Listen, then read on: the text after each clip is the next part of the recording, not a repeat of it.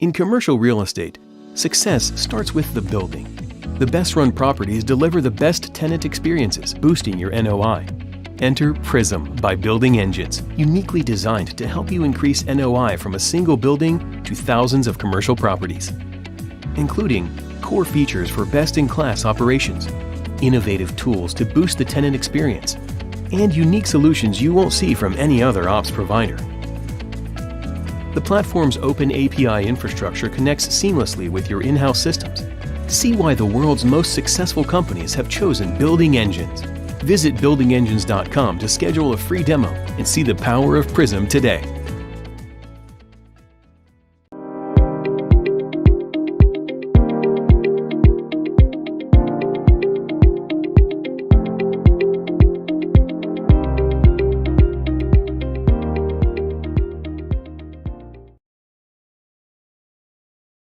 Of Realcomm Live.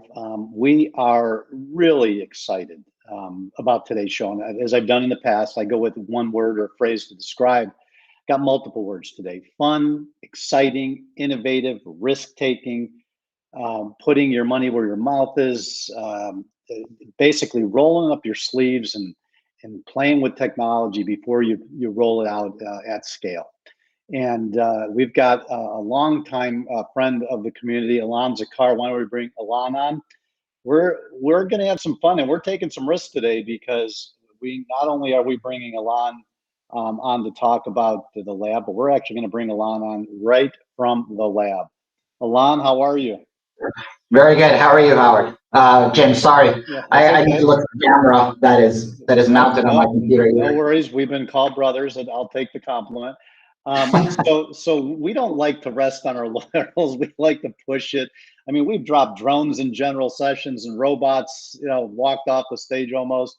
So, not only do we want to have a conversation, but you said, let's take a walk through the lab and let me show you, right? And so we said, why not? What's the worst thing that can happen? It doesn't work. That you don't get ahead with technology unless you take chances. So first of all, thank you for being a risk taker. And so before we got walking on the tour, give me a little idea, or give our guests a little idea on when the idea came up. Why did you decide to do it? What was the goal, the objective of a lab? Because it's a pretty good size undertaking. So why don't you give us a little background? So originally this idea came, I'm going to say, roughly 3 years ago, when we understood that we need to start playing with technology that we don't need to commit to. And I think that was the big component to us. And we looked at the lab because of a couple of things that happened, and that's the purpose of the lab. So one of them, we want to be able to play with technology, with solutions, with trends that maybe we can see that are coming up, that no one is playing around with them or no one is using them, but we didn't want to commit to them to the industry, or to commit to them to actually have to use them. So it's not a proof of concept. It's not a pilot. And we'll see some of them today. All right. The other piece was, go ahead. Sorry. No, and how did you convince executive leadership that this would be a benefit to a real estate company, right? I mean, we sometimes get accused of not being the fastest or hardest leaning in industry as it relates to tech. What did they say when you presented them with this idea? So the idea was, we can build a lab at minimal to no cost, because everything that you're going to see here today was either ripped apart from spaces that were from older buildings, spaces of customers that left behind. So there's a minimal to no cost to implement and to do what we actually did. This space is not, because it's a new space, but this is this would be classified as a structural vacancy, a space that cannot be leased, or we decided that this space we will not be leasing anymore. So they're not losing revenue on the space that I'm using.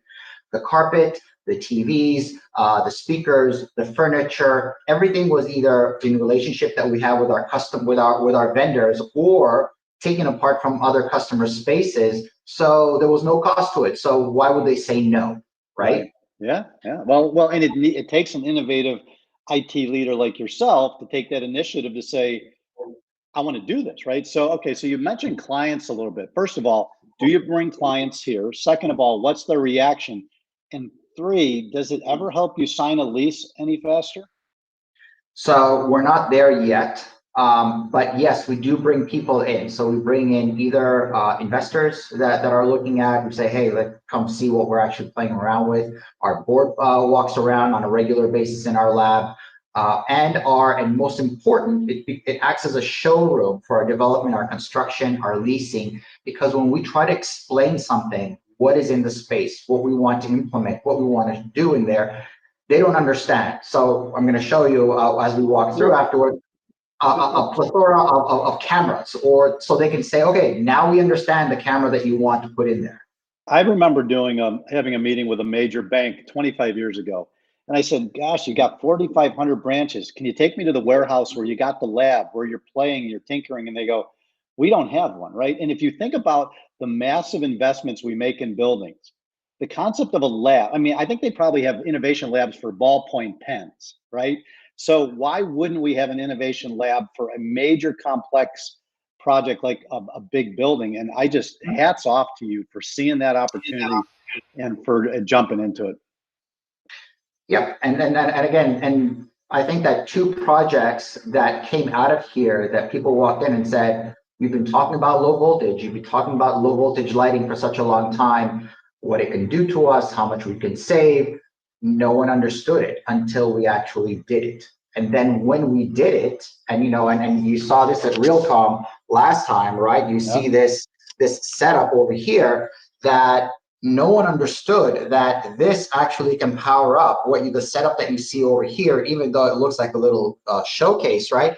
At the end of the day, this setup alone can power up probably a small office. Well, I had a meeting in Irvine, California last Friday. You and I are going to have to go sidebar on low voltage. We're going to get you out to California to see it. It will blow you away. Absolutely blow you. You're going to want it in your lab.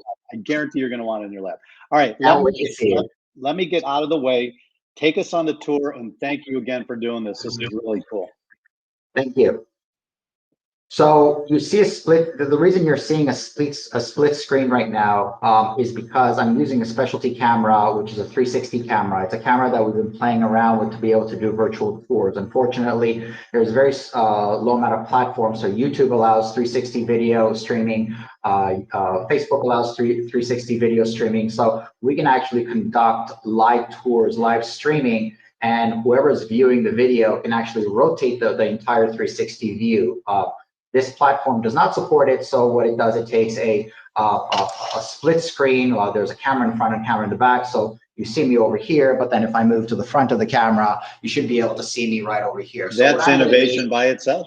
So I'm gonna walk around the lab. I'm gonna present what you're gonna be seeing from the other side. So the environment is set up that we can, in stations, so we can sit down, we can innovate, we can ideate. We have an innovation and ideation team also out of our HQ, and that way we can sit here, we can talk about things, and we can break away from the actual live environment. So I'm tethered, so I'm gonna walk.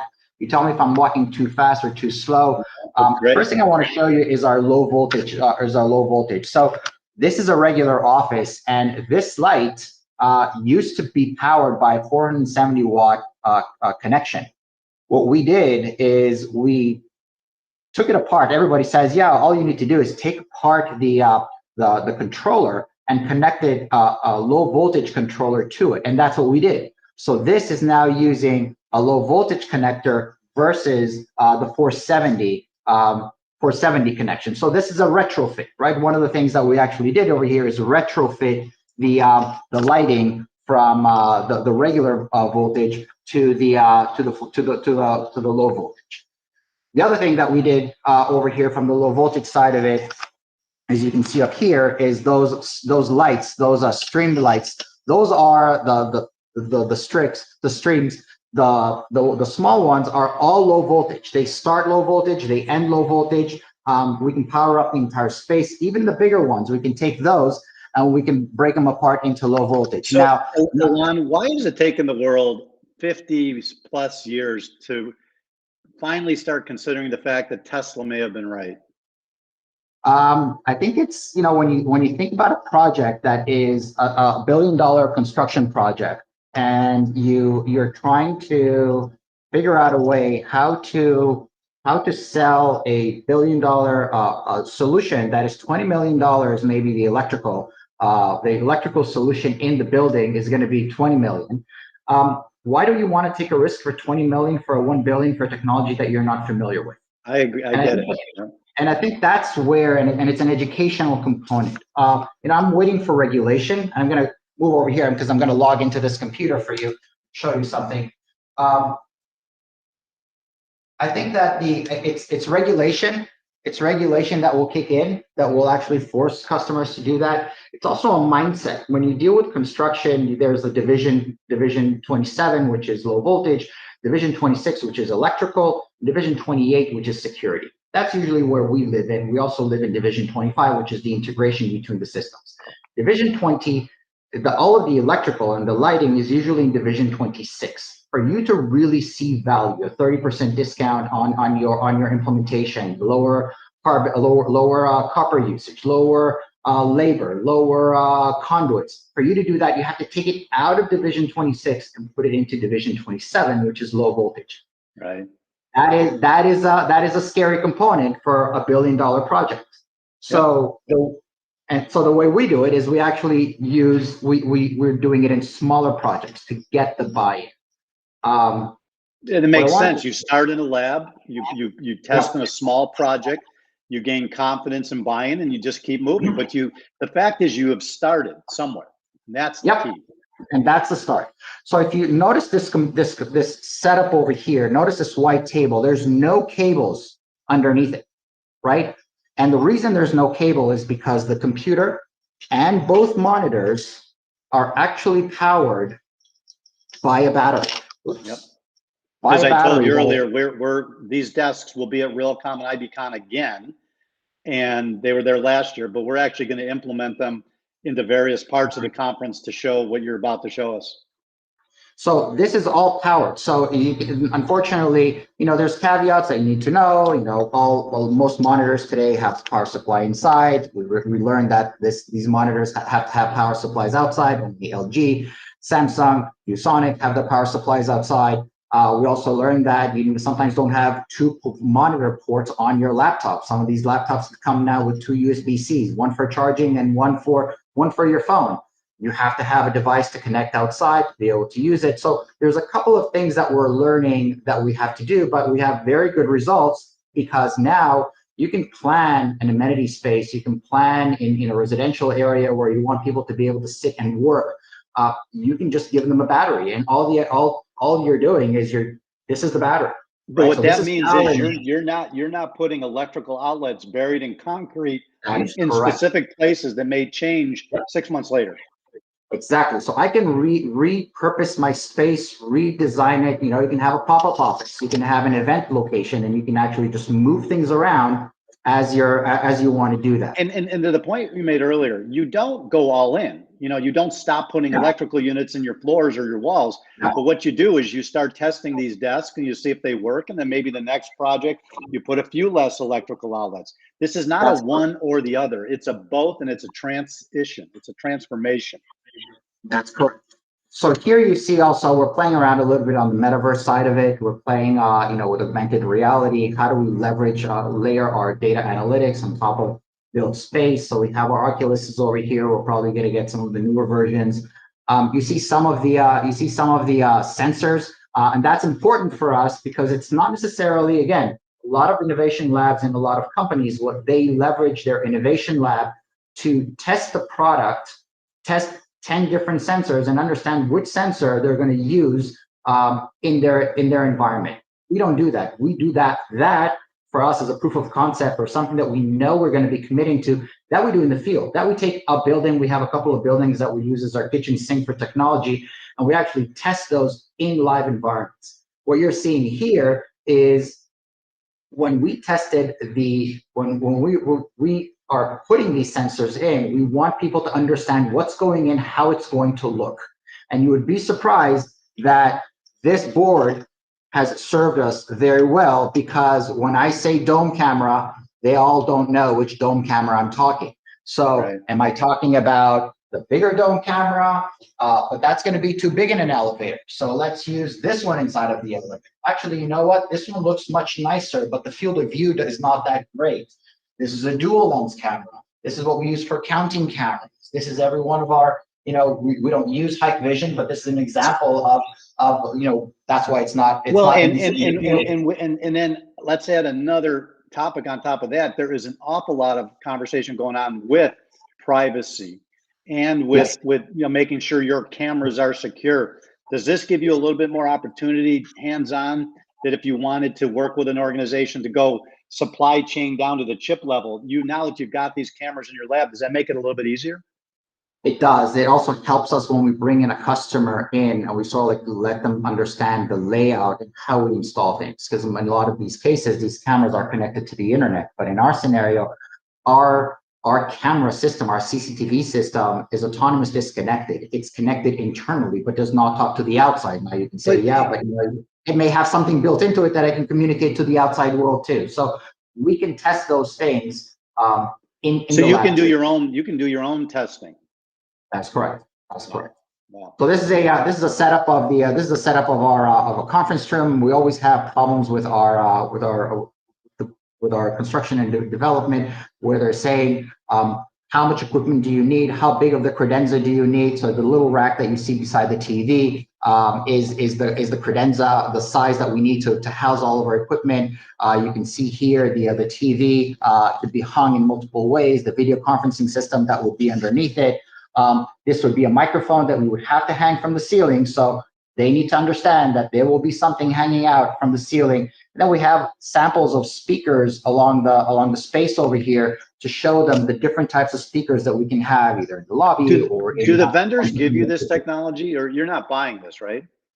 Nothing over here has been bought. Everything has been, maybe we spend a little bit on labor for them to come and install it for us. But at the end of the day, most of it has been given to us by our vendors, so we can actually help also in the process, because sometimes their life is not that easy to deal with our construction, our development team, just because of the things that they have to go through. If I'm a tenant or a prospective tenant and I see the effort that you're going through, this tells me that you're doing a significant amount of due diligence on the place I'm going to call home for my business. Yeah, they got to be impressed with that. And we're hoping that at some point customers, because we can't decide what you're doing inside of your actual space, but if we talk about air quality, we talk about our data analytics, we talk about our wellness and our health, then maybe this is something that you say, hey, you know what, I want to do something like this in my space too. How do I do it? And then we can benefit from that too. Unbelievable, good stuff. So here's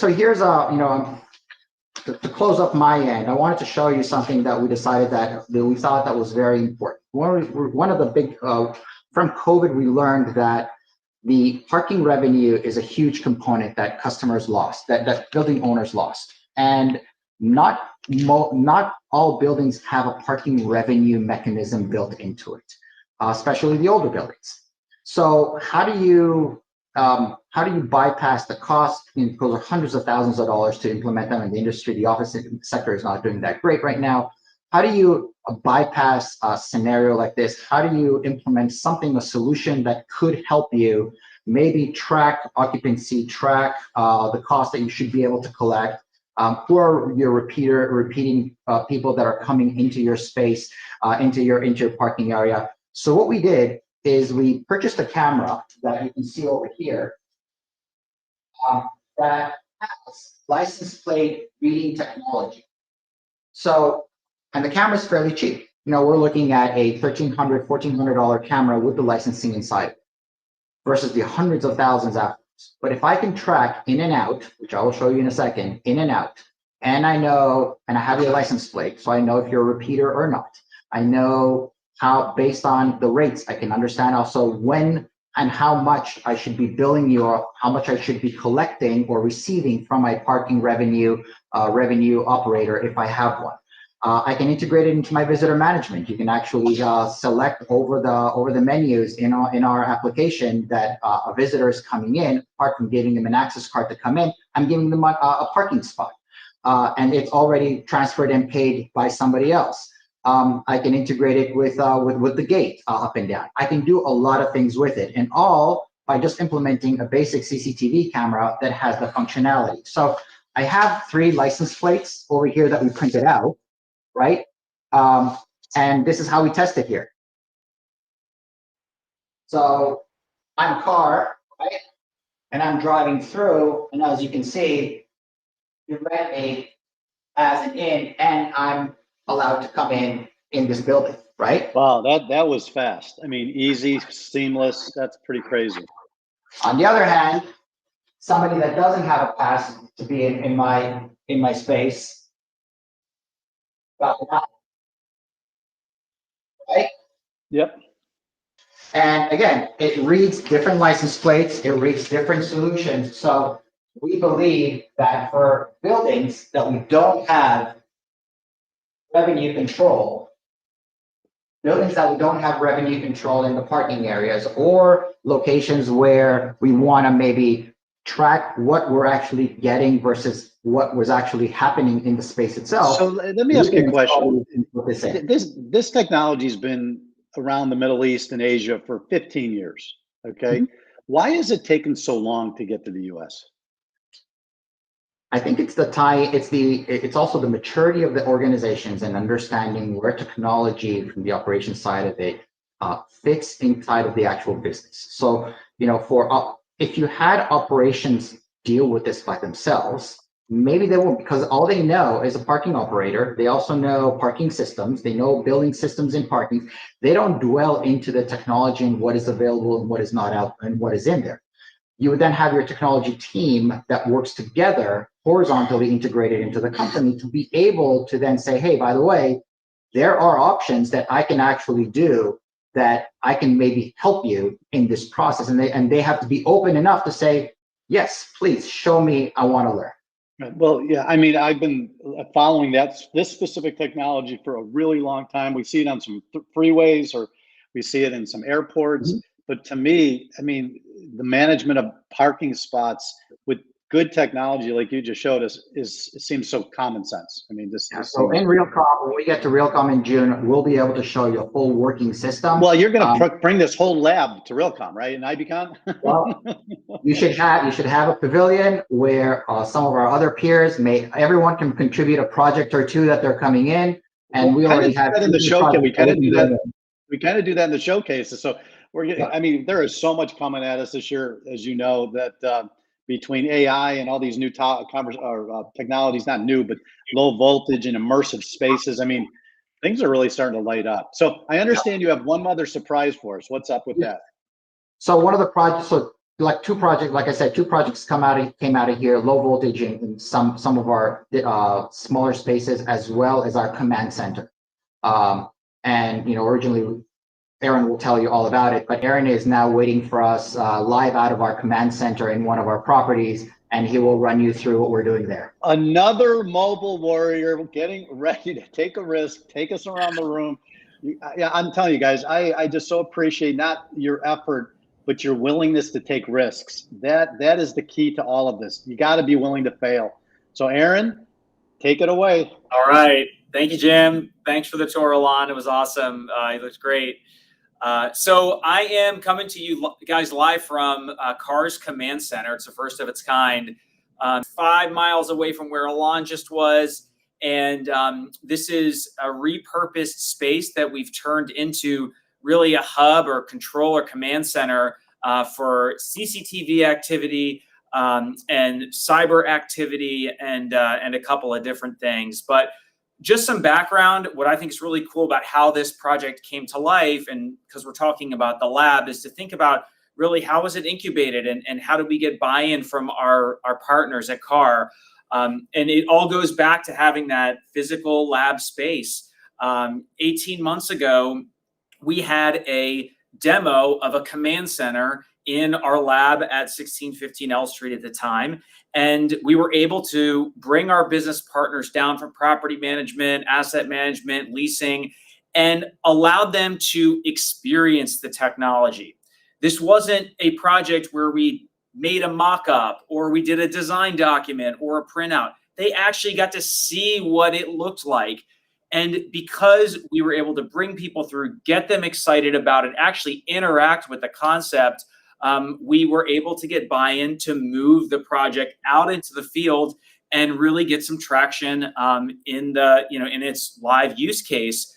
And that's how this command center that is now it's used by our team internally, and it's also used by our external security management group that comes in here and monitors not only this building, but our entire portfolio.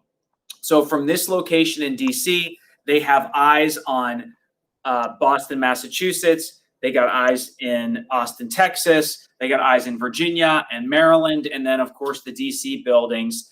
But this concept is really just a use case and really a proof of the model of why it is important to have that physical lab to bring our business really out of just these digital concepts, digital models, and into physically interacting with this technology. Well, and again, when you experience it firsthand physically, you learn things at an exponential rate, correct? I mean, using your hands and trying things, the maker mentality, if you will.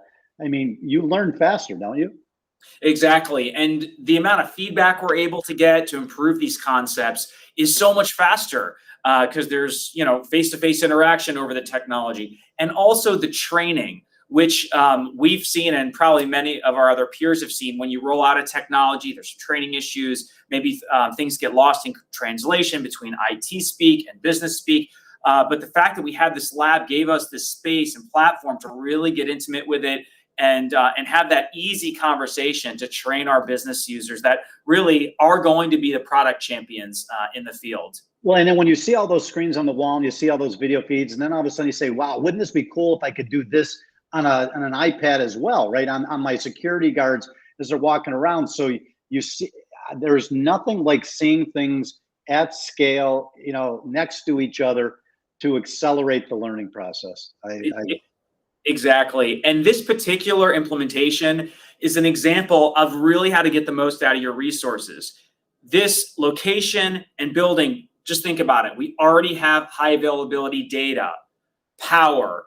We're able to bring in our existing PoE lighting system. We had furniture, and this was really unutilized space that is adjacent, sort of an annex to our property management office, that now brings serious value to especially a portfolio operator in DC, considering the current political climates and just the exposure that our customers are requiring and our investors are requiring to protect our assets. Yeah.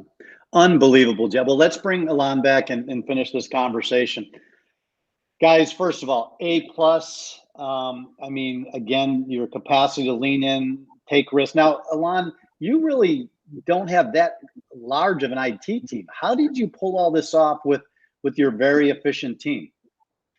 So one thing is my team is great. That's one thing. So and the emphasis here is to bring the subject matter expert who learn how to think outside of the box.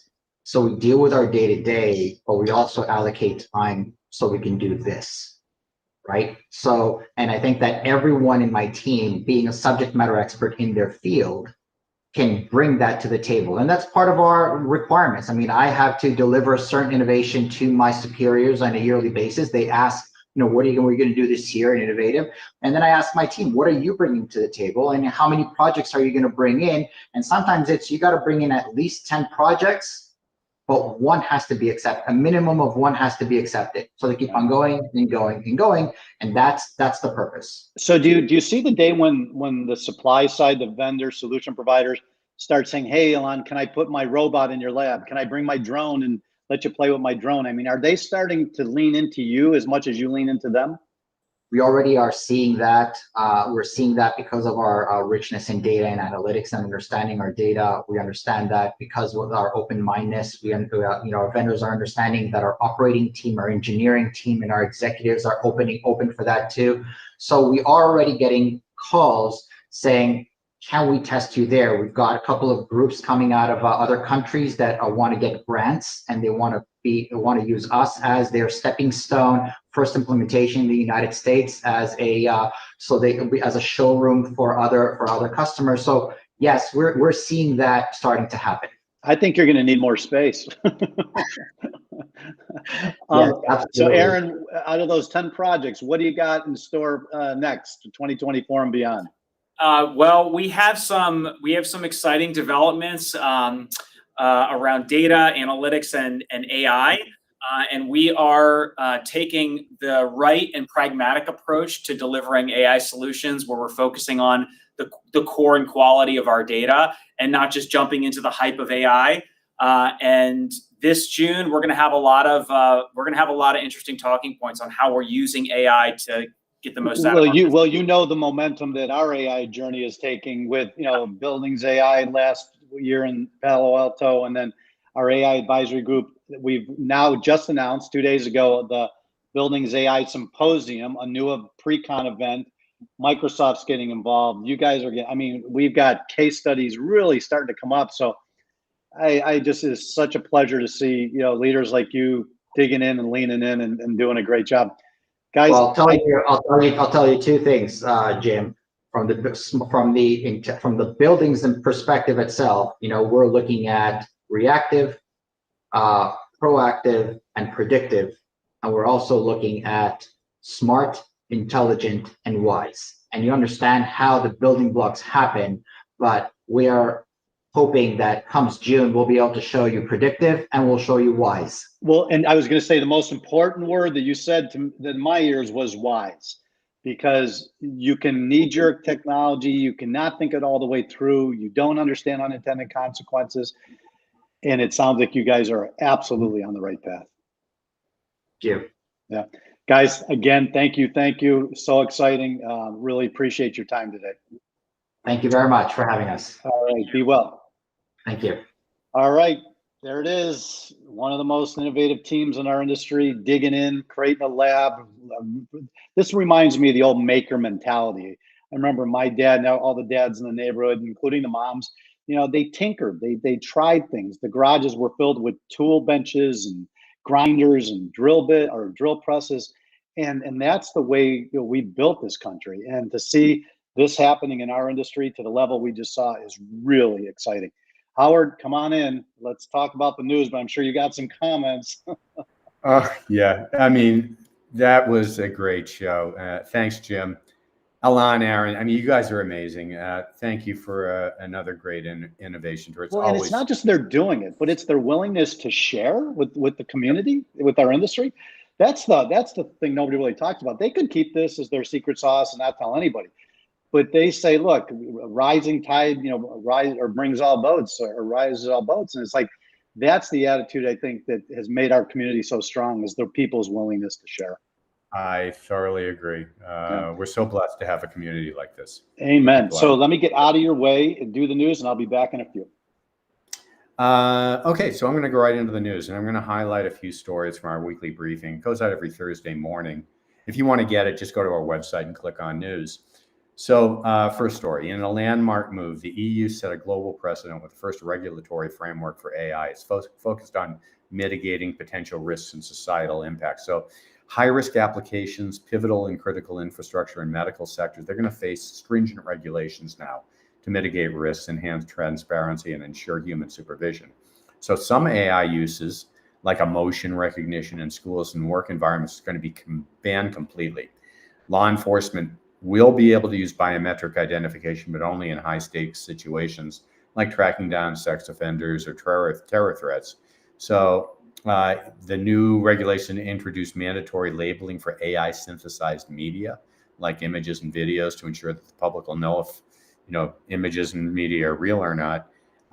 It's all set to be binding legally this May, and each EU nation is going to develop its own AI oversight agency. Non-compliance is going to carry a hefty penalty, up to 38 million or 7% of annual revenues per infraction. This step by the EU really echoes the global call to harness AI's transformative potential in a responsible way, and it's a tough set of enactions. So we'll just wait to see what we're going to be doing here in the States. Next, in a nightmarish scenario, a financier in Hong Kong was conned out of 25 million due to a deepfake technology used in a real estate scam. So we're seeing a lot of a whole new era of sophisticated fraud where scammers are using AI to mimic the audio and visual identity of trusted professionals. And using AI, fraudsters now can virtually eliminate a lot of those previous red flags we've seen in phishing scams like email misspellings. This means we're going to need constant education and emphasis on verification at every step, especially true in real estate. Better Business Bureau underscored the stealth of these scams. They're getting good.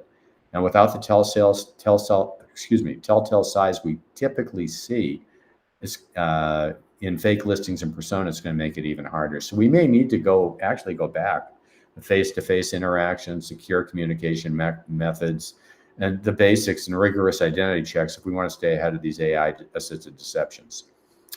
Next story. So Washington, D.C., set to unveil the government's first all-electric building, the Ronald Reagan Building and International Trade Center, otherwise known as the RRBITC. Now, a hefty grant propelled this green transition.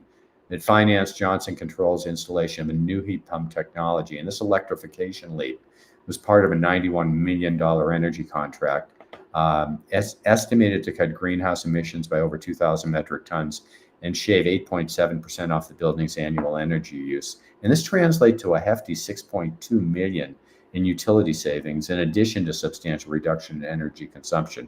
GSA Administrator Rob Carnahan highlighted its alignment with economic growth, stability, national security, and this project's just a starting point, as GSA is targeting net zero emission for federal buildings by 2045, which is a milestone set in motion by the Inflation Reduction Act. And finally, as more companies shift their services to the cloud, mixing it up with hybrid and multi-cloud setups, they have got to watch out for slip-ups in their configurations and security gaps. These mistakes are like a welcome mat for hackers.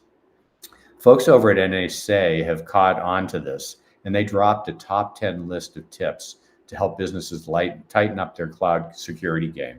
So they rolled this out last Thursday, packing in everything from smarter ways to handle who gets access to keeping data under lock and key and making sure that different parts of the network don't trip over each other. NSA teamed up with CISA for a good chunk of these hot tips. This is important, a great article, you should read it. In fact, I would encourage all of you, not only read the article, put the list on a sticky somewhere for easy reference. So I'm going to wrap it. That's just a few of this week's highlighted articles. I wish you all a great weekend, and back to you, Jim. All right. So you hit the big ones. So aligning that news brief list with what we're doing for the conference, AI is going to be in every single day of the conference, and we'll be sending out a summary in the next couple of weeks with all the different places we're going to talk about that. Energy, electric buildings, low voltage, another huge topic that we've been talking about for years, but is actually picking up some steam. And of course, cybersecurity with our cybersecurity forum that's coming off the REC meeting we just came from last week in Houston. Cybersecurity is probably going to make the main stage this year just because of its big impact on everything we're doing and how much more sophisticated it's getting. And so great job at grabbing those stories that are resonating inside of our industry. And as always, you and your team do a great job. Oh, thanks, Jim. Yeah, those are the biggies. Those are the big areas. They're going to get a lot of focus, all areas of the conference. Well, we'll see you next week. Have a great weekend. Thanks. All right. So with that, before I wrap and talk about next week, let's hear from our final sponsor. And I'll be right back to talk about next week's show. At FreeSpace, our purpose is to organize the world's workspaces to make them as hybrid ready and efficient as possible. FreeSpace, the space to work effectively. So the topic of in-building wireless, right? I mean, it's obvious to everybody in the last 20 years, we've become a very mobile society. iPads, phones, tablets, laptops. I mean, we don't want to sit at a desk all day. We want to be able to pick up and go, right? Because our needs have changed. And so getting wireless inside a building, whether it's Wi-Fi, 802.11, 4G, 5G, 6G, 7G, CBRS, private networks, near field communications, things like Bluetooth, Bluetooth Low Energy, and a host of new technologies. We got to keep our eye on what is going to allow the tenant in a building to be mobile. So we're pushing the envelope a little bit. Next week, we're going to go into a conversation about satellites to smartphone connectivity. Okay, there's a project out there called Santana, and we've got a longtime friend, Rich Berliner from Digital Locations, is going to come in and share his knowledge with that, and give us an idea of where this technology is and the impact it's going to have to the built environment. So we're excited about hooking up with Rich again and talking about a very forward-thinking topic, and how it's going to impact our world. So with that, I say thank you. Hope you have a great day, great weekend, and we'll see you next week. Be well.